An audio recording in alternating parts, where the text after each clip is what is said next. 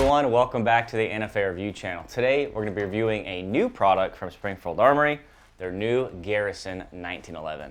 Now, if you've been living under a rock here on my channel, then you probably missed that I love the 1911 platform.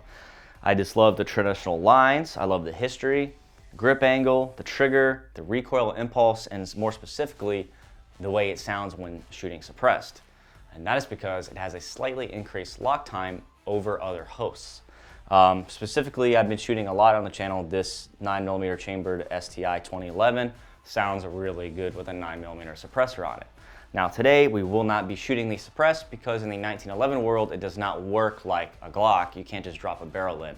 They have to be fitted. So hopefully, Springfield Armory, if you're watching this review, you'll bring out a tactical threaded model. Hopefully something not overdone with a huge billboard of tactical on the side. Keep it classy. Maybe black it out, black nitride barrel, some tall suppressor sights from the factory, and we can have a really cool and affordable threaded barrel variant. That would be pretty neat. I have no idea if that's in the books. That's just one of my wishes. Now, before we get started on this new classic 1911 from Springfield Armory, I want to mention a charity. So my buddy Scott reached out to me yesterday before I filmed here in the studio, and he is like me, on a much larger scale, reviewing theme parks and roller coasters. Yeah, he gets to travel the world and review roller coasters and theme parks. How awesome is that? So I'll go ahead and put a link to his channel in the description below with a hot link so you guys can find it easily and go check it out. He's a really cool guy and does amazing camera work and photography, specifically on his Instagram page. Now, he is sponsoring a charity this year called Give Kids the World Village, something like that. Give Kids the World. Pretty sure that's what it's called.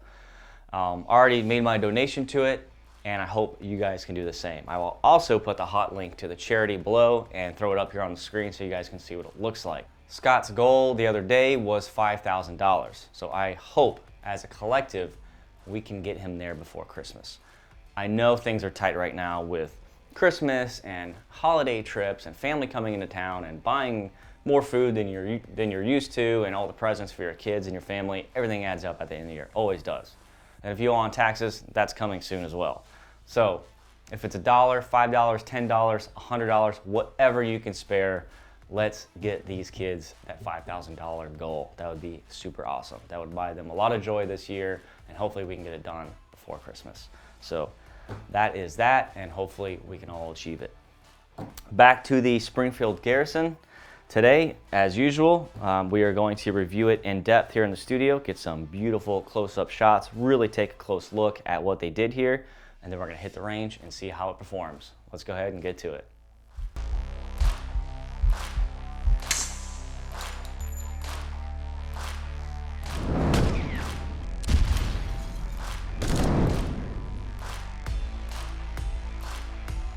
All right, everybody, as you've noticed, they've sent two models for review today, the stainless model and the hot salt blued model for review. So specs are gonna be pretty close, save for the materials and the frame and the slide, and of course the finish. So let's go ahead and get that out of the way. On the blued version, you have a forged carbon steel frame and a forged carbon steel slide with a hot salt blued finish. Very beautiful, very classic. On the stainless version, you have, you guessed it, a forged stainless frame and a forged stainless slide. And then of course, the finish is just raw stainless. Speaking of that, all the rounds on the gun is a nice matte finish, so it's bead blasted on the rounds, and then all the flats on the gun are polished. It looks really, really cool, gives it a nice clean appearance. So barrels, of course, are both going to be identical, forged stainless steel barrels there. They are very accurate because we already shot the stainless steel version at my friend's range the other day. There's about 4 of us. We shot 150 rounds collectively through it, freehand at 45 yards. We were ringing steel all day long. These things shoot just as good as they look. And for a price point you're not going to believe when we get to the end of this little bit here in the studio. All right, to the specs. So both guns identical in that aspect. You have an overall length of the firearm itself of 8.6 inches, a height of 5.5 inches, and a hefty weight of 37 ounces. This is a full steel 1911. You're going to have that nice solid weight, but that's going to give you that nice hefty recoil impulse that we all love when shooting these things. So let's just kind of, now that we got that, the overall specs out of the way, we're dealing with a 5-inch barrel government 1911 here. So let's cover what you get. Both models are going to come with your traditional Novak style 3-dot sights. Not really adjustable here. Okay, you can just drift left or right on the rear one, of course. No elevation adjustment. These are fixed combat sights, I guess you can call it. They are just white dot, not Trijicon. Again, we're fitting in a certain price point here. You can always swap those out. Covering just the looks of it real quick before we get into everything. Beautiful gun. And that's what drew me to this thing. You don't have that huge old billboard, because this is kind of like a run on this Loaded, the Springfield Loaded. Because if you recall, they looked very similar, save for the front cocking serrations that are lacking here, which I love. I hate those on 1911s. It breaks up the lines. I do not care for them. So you just have the words Garrison here on the slide. Now, if you aren't familiar what that is, the literal definition of garrison is the collective term for any body of troops stationed in a fortified location to defend it. There you have it. So maybe the garrison is using garrisons to defend it. See what they did there. Pretty cool gun. This is coming from a company that has a lot of history already. The 1911 has a ton of history, and it's actually a really fitting name, and they did not overdo it. Very, very nice, clean font here on this modernized version of a classic 1911. Now, what I mean by that is they didn't go all out here. You don't have front strap checkering on it, which I personally prefer. I like a nice fine 30 lines per inch front strap checkering on my 1911s because it just helps hold them better. But they're going for the more classic 1911 here with some modern additions, specifically a nice beaver tail grip safety with a memory bump there. You got a single-sided safety, very positive on-off clicking there. That wouldn't dig into your side at all. It's not too oversized. Your classic three-hole aluminum trigger with a over-travel set screw in there. Standard mag release, just a very classic gun. Recoil system is going to be your standard GI with plug setup, so this is not a full length, okay? Your standard 1911 platform here. Just out of the box. Specifically, my heart's drawn to the hot salt blued version. It's just, with the polished flats and the matte rounds on it, man, it just looks good. I haven't photographed this yet. I will by the time this review hits. I'm really looking forward to see the way this one turns out. Flipping on the other side, on the ejection port side, lowered and flared. Again, slightly modernized version of your classic 1911. Don't have a huge billboard there either. You have a very clean matching font from the other side, Springfield Armory with the cross cannons logo there. Just a really clean gun, guys. It's going to come with your thin grips. Some people hate them, some people love them. Those of you out there that have medium to small hands are going to love them because the lack of checkering on the front, the thin grips are going to be able to give you a nice tight purchase around the frame of the 1911.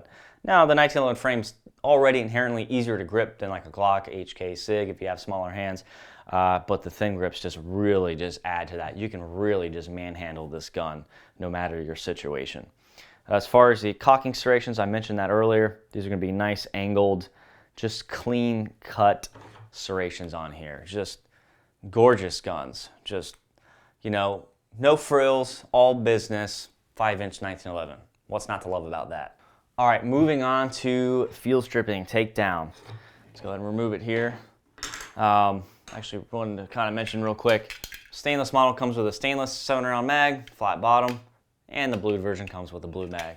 So just kind of forgot to mention that earlier because we have them on those beautiful, cool acrylic stands there. As far as field stripping 1911, of course, you're going to want to verify visually, physically, your firearm is unloaded. I found the easy. Now, there's a couple ways, kind of, orders you could do this in. I've always found it's easier to release the tension on the system as you're doing it. So I use a barrel bushing wrench here. Basically what it does is it depresses the plunger here that's under spring tension and then allows you to rotate your barrel bushing here, okay? The barrel bushing is what keeps that barrel lined up with your slide, and the tighter the fit here, the more accuracy you have. So what you do, I actually put the slide safety on so the slide doesn't move. rotate it while pushing down, and then carefully let the tension come out. Otherwise, you'll put a nice dent in your wall. Ask me how I know. Once that's out, you have your, and by the way, I have not field stripped this gun yet. I field stripped the stainless one because we shot it the other day, but not this one.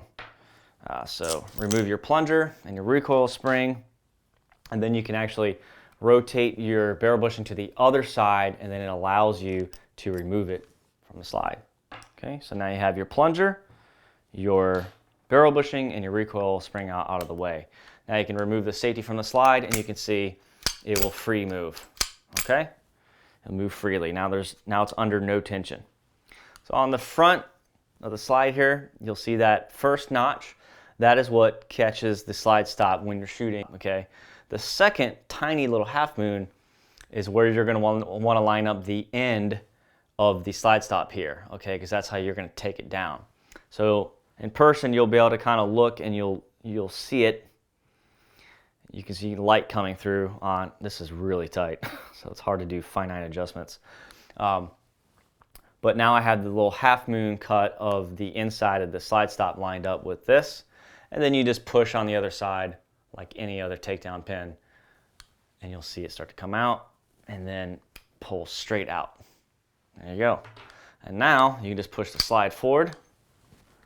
Woo, it's tight, tight, tight, tight, which is a good thing. And now you can remove the slide from the frame. So I'll set the frame down.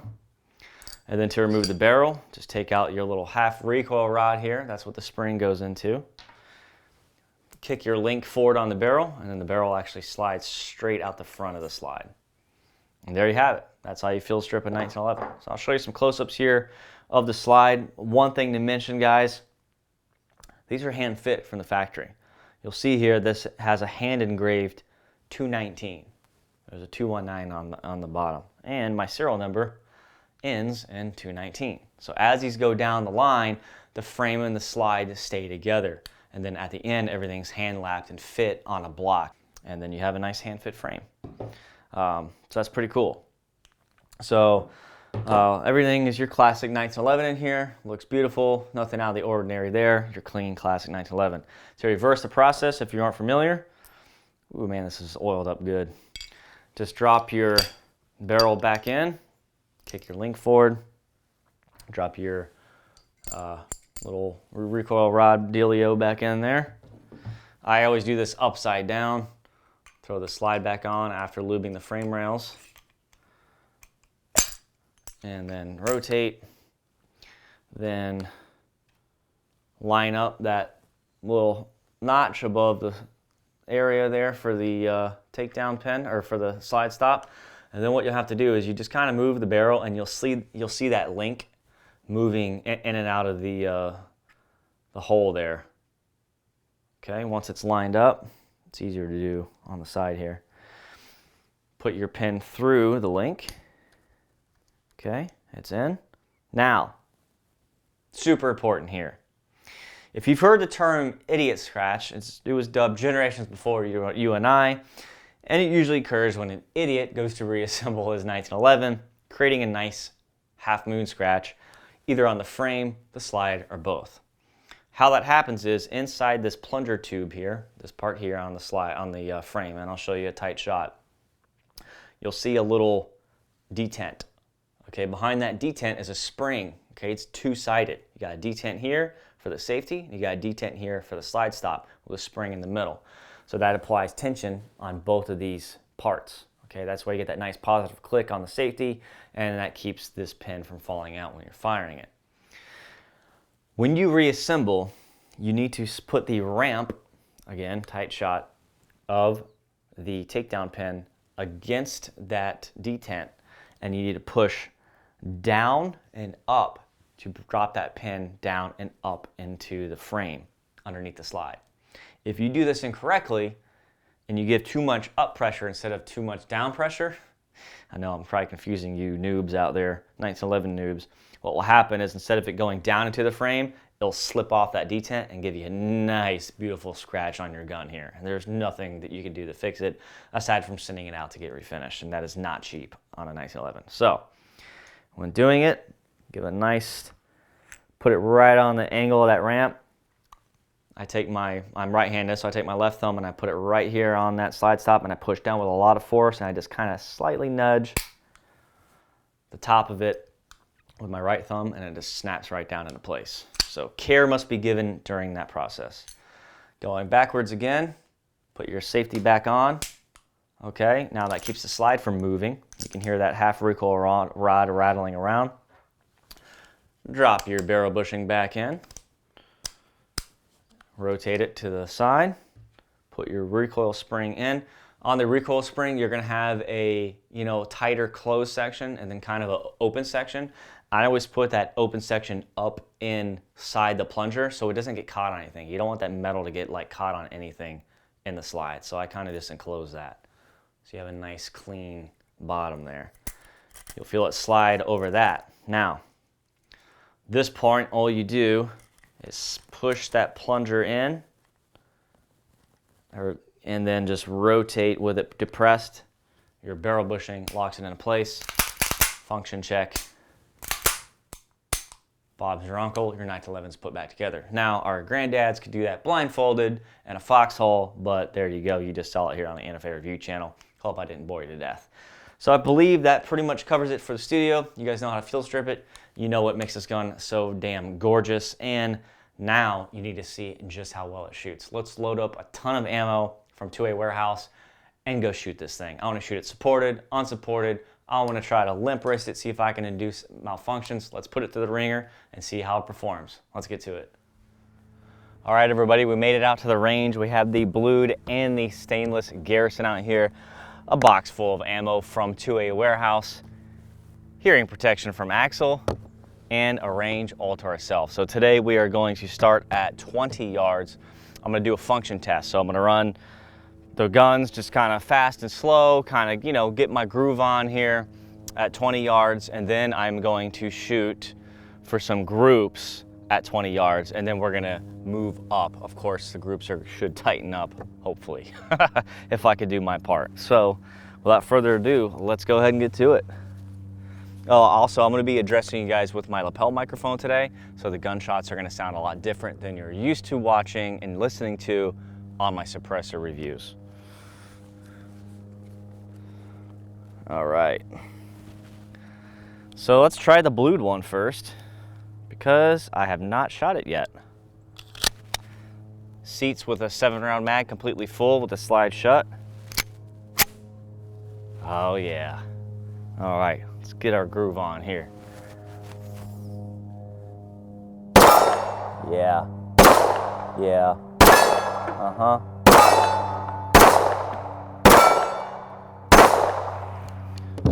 Look at that, New York City reload.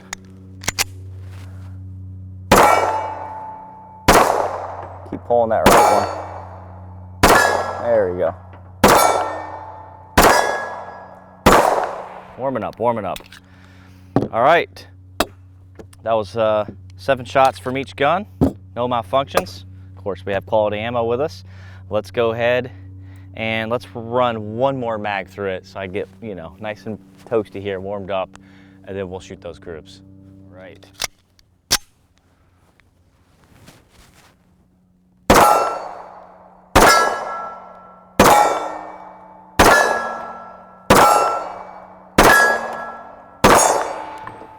Hell yeah.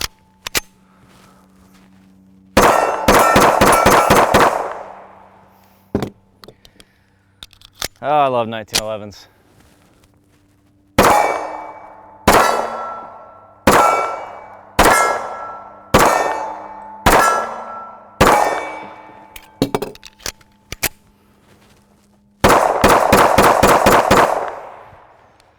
He was safe that time.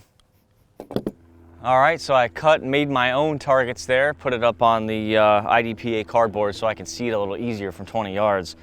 So we're gonna do 5-shot groups, okay? 230 grain, and I'm just gonna hold the sights right on the bullseye so we can see what this is sighted in for exactly at 20 yards, if I'm gonna shoot high or low. I've decided to wear shooting gloves, or whatever, tactical gloves, whatever the hell you wanna call them, for this portion, just so I can help you know, hold the gun a little tighter. Hopefully that's not detrimental to my feeling in my trigger finger. I have a feeling it might be. Yeah, let's not do that. I'd rather feel the trigger break cleaner than being able to hold it. Let's see what we got here. We get 3 points of contact here. Put my belly on the table. Remember, I'm gonna be just shooting this on, you know, unsupported. I mean, come on, real life, come on. We don't need to shoot from a rest here on NFA Review channel. Glasses are fogging up. Hey, at least I hit it.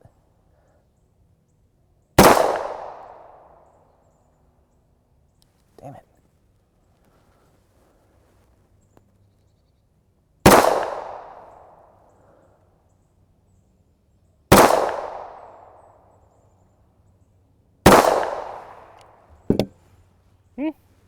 Pulled that last one low, but not bad. My first shot went here, and then 2, 3, 4, 5. I think I flinched that last one. That was my bad, but I mean, 20 yards. Let's give you a look at what that looks like. Walking backwards here, and you'll see what it looked like to me. Here's the shooting table.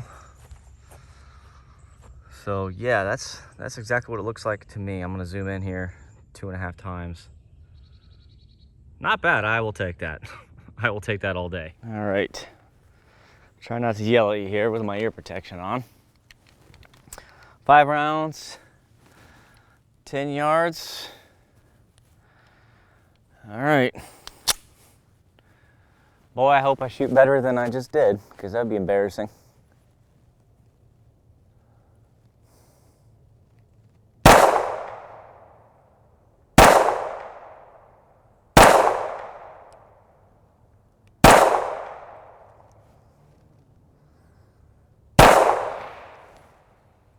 Holy crap.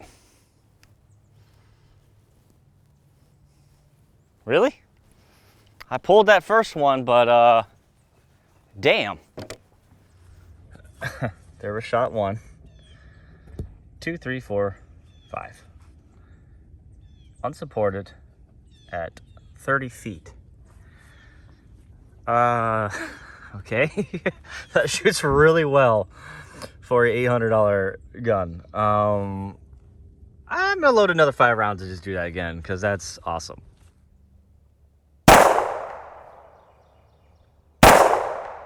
Damn it.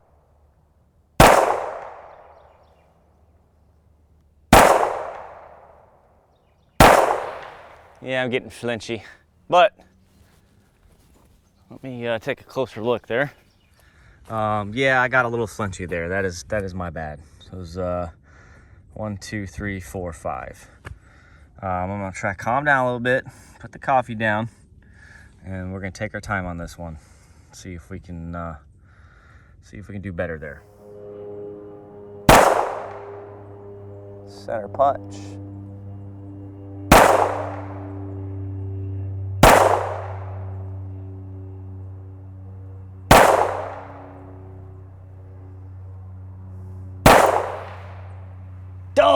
Oh man, it was looking so good. And then I flinched left.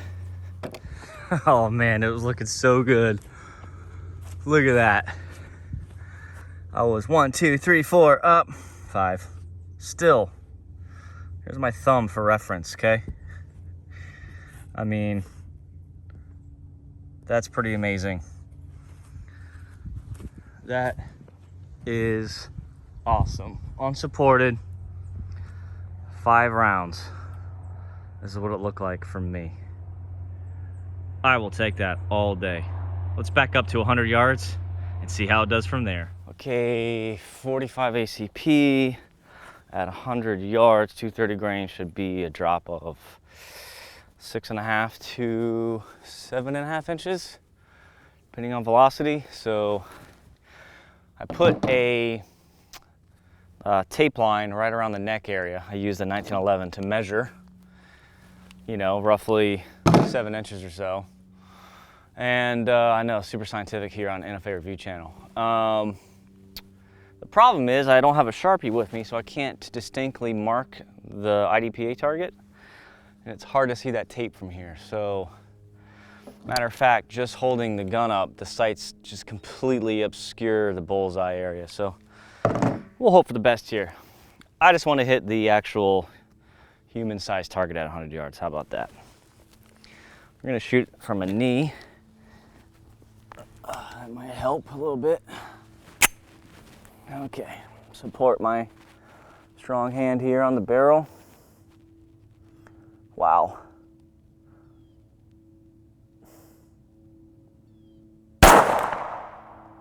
I can't see any hits, just to let you know.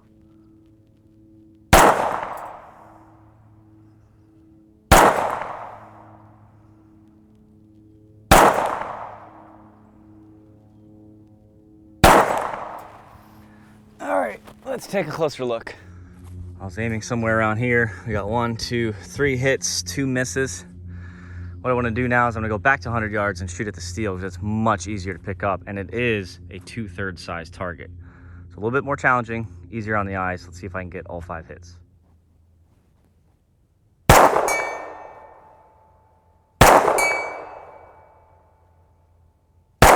Ah, I pulled that one.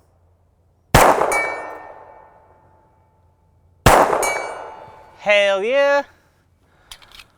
4 out of 5, I'll take that on 2/3 size target. What's up? Whoa, doggy, it's humid out here. You would never know it's December in Florida for sure. It feels like June. Guys, there's a reason why 1911 is one of my favorite guns to shoot. As you saw today, at 20 yards, it impressed me. Hopefully it impressed you. At 10 yards, that was a one-hole group, typically, minus my flyer, at 10 yards, 30 feet, unsupported, with just 230 grain ball ammo. And then we backed up to 100 yards, and I got 3 shots on the IDPA target, and then we shot at the smaller 2/3 size steel, and I think I got 4 out of 5 on that one. I felt myself pull one of them. That's crazy. On a firearm that's at the $800 price point for the blued finish and $850 for the stainless finish. The only thing that I'll ding it on, and it's really a personal preference thing, is the grips. I do like the thin grips. It's just the quality of wood is fitting for the price point. But that's easily solved. I reached out to my fellow addicts on 1911addicts.com. It's a forum, great forum, really nice people actually. Probably of all the forums I'm a member on, they're like the nicest group of guys on there. I asked them what, some companies for high-end, really nice grain patterned wood grips, and I ended up getting in touch with John at High Figure Grips. And what sets him apart from everybody else, whew, God, it's freaking sweating out here. It's December. What sets John apart from everybody else is he hand checkers everything. So all the grips you see on his website that are well photographed and labeled. So I picked out grip set number 36. It's no longer on the website. It is on the way here. It should be here before this review. I'm gonna throw up some beautiful pictures of it now. Gorgeous, gorgeous grips. Hand checkered, guys. I did ask John if he could, extend a discount to my gold members on Patreon, and he kindly declined just because of all the man hours he has hand checkering these things. And I can definitely appreciate that. These are handcrafted, built in America grips, and what's not to love about that? So standard thickness is what I went with. That's what he offers. And he will change it so you could do, like a square bottom cut for a mag well, or you can do a standard cut like I chose to do. So he'll take your grips and modify them before he sends them out. Really, really nice guy and very high quality grips. So that's really the only thing I would change. I mean, the sights, I was like, well, they're not night sights, but I mean, let's face it, probably not gonna be using this for home defense. There's no light rail on it stuff. This is more of, a truck gun, and just fun at the range. This is a great gun to get new shooters into shooting large calibers with because it just shoots and points so naturally. The grip angle on the 1911 is great. I didn't find myself missing the checkering on the front strap as much as I thought I would. If you recall, I decided not to shoot with those gloves, and I didn't have any problems holding on to it, partly because it's a thin grip, so it's easier to hold, but the checkering is definitely not rough. It's not like super sharp, so it's not, you know, helping any as far as grip, you know, on the sides. It doesn't dig into your skin at all. So I was actually shocked. You know, you look at it, you're like, well, that's a bar of soap. Not so much. Just, you can really get a good purchase on it, and it shoots very well. This gun exceeded my expectations. I did not think we were going to get groups that we were unsupported at 10 yards. That really surprised me. I guess it shouldn't have, because these are forged, you know, steel on steel. You know, they're hand fit. I forget if the barrel's match grade. It has to be. I mean, the barrel bushing fitment is tight. To produce groups like that using just standard range ammo is very impressive. Springfield should be very proud of themselves for what they did here. That's about all I got to say about that. I am not, however, going to leave you guys on this note, because if you are a 1911 fan, you probably love the movie Last Man Standing with Bruce Willis, where he has dual-wielding 1911s, and he never seems to run out of ammo. I believe there's some mag changes in that movie, but typically it's him jumping through the air behind staircases, set in a, I want to say, Prohibition-era setting. Out, he gets stranded. I forget what happens. His car tire goes flat or something, and he gets stranded in this podunk town that's run by, I think, the Italian mob or something. They're out there hiding. But needless to say, old Bruce Willis gets in a lot of shootouts with some 1911s and shoots a lot of rounds, like a ridiculous amount of rounds. So I can't have two of these and then not leave you guys with just not going full ham akimbo mode here. So let's go ahead and get to that. Please click that like button if you like this review. Click subscribe and the notification bell that everybody seems to always forget to click, because we have a lot of reviews coming in 2022. See you next time.